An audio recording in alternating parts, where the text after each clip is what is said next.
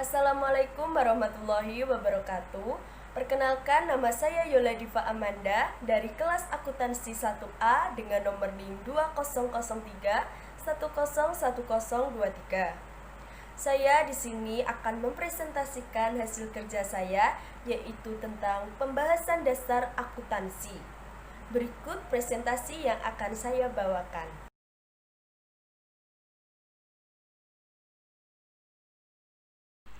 Yang pertama, saya akan mempresentasikan definisi-definisi dari para ahli tentang akuntansi.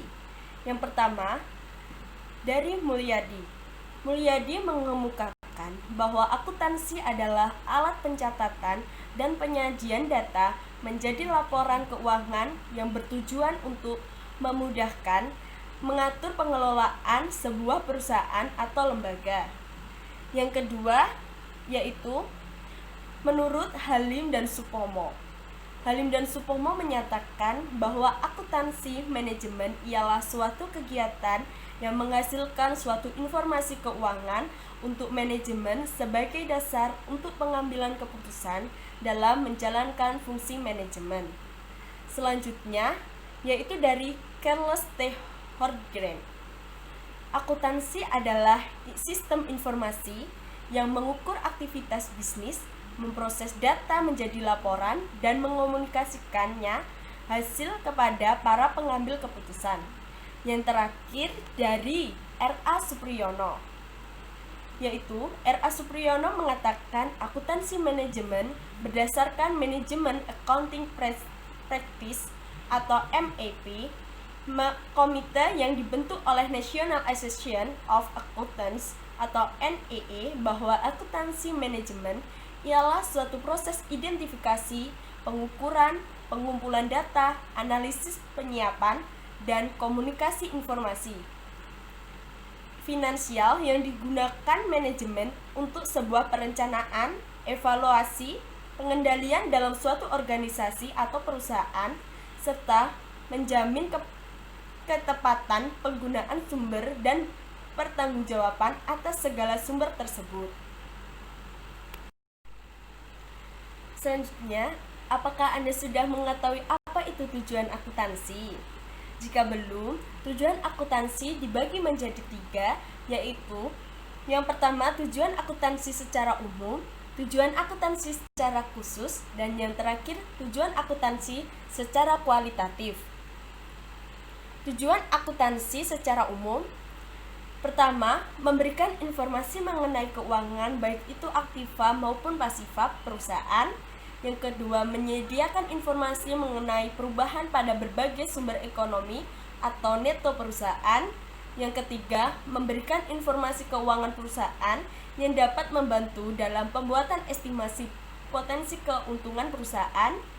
Yang keempat, memberikan informasi mengenai perubahan pada berbagai sumber ekonomi perusahaan, baik itu aset, hutang, serta modal. Yang terakhir, menyediakan informasi lainnya terkait laporan keuangan untuk membantu pengguna laporan tersebut. Tujuan yang kedua yaitu tujuan akuntansi secara khusus. Secara khusus, tujuan akuntansi adalah untuk menyediakan informasi dalam bentuk laporan yang membuat posisi keuangan, hasil usaha, dan perubahan posisi keuangan lainnya secara wajar sesuai prinsip akuntansi berterima umum atau PABU atau Generally Accepted Accounting Principles atau GAAP.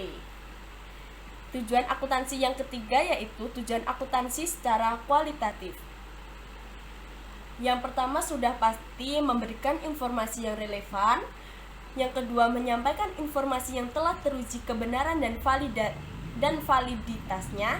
Yang ketiga, informasi yang disampaikan dapat dimengerti oleh pihak-pihak yang berkepentingan. Yang keempat, menyampaikan laporan keuangan untuk kepentingan semua pihak yang terkait dengan aktivitas perusahaan. Selanjutnya, memberikan informasi transaksi yang real time atau sesegera mungkin. Yang kemudian, informasi yang disampaikan sesuai dengan prinsip akuntansi berterima umum atau PABU dan dapat diperbandingkan. Yang terakhir, penyampaian laporan keuangan harus lengkap dan memenuhi standar pengungkapan laporan keuangan. Apa saja fungsi akuntansi? Yang pertama, fungsi akuntansi yaitu merekam catatan transaksi. Merekam catatan transaksi atau recording report sebagai sistematis dan kronologis merupakan fungsi utama dari akuntansi. Rekam catatan transaksi ini kemudian dikirim ke account ledger sampai akhirnya menyiapkan akun akhir untuk mengetahui profit dan loss dari bisnis pada akhir periode akuntansi. Yang kedua, bantu lindungi properti dan aset berharga. Fungsi akuntansi berikutnya adalah untuk menghitung jumlah penyusutan aset sebenarnya dengan menggunakan metode yang tepat dan berlaku untuk aset tertentu.